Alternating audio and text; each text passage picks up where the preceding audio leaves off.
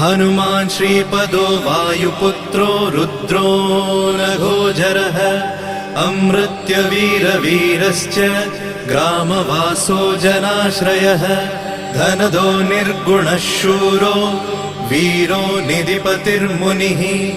पिङ्गाक्षो वरदो वाग्मी सीताशोकविनाशकः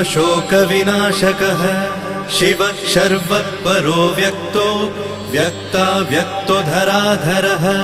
पिङ्गकेशः पिङ्गरोमा श्रुतिगम्यः सनातनः अनादिर्भगवान् देवो विश्वहेतुर्जनाश्रयः आरोग्यकर्ता विश्वेशो विश्वनाथो हरीश्वरः भर्गो रामो रामभक्तः कल्याणप्रकृतिस्थिरः विश्वम्भरो विश्वमूर्तिर्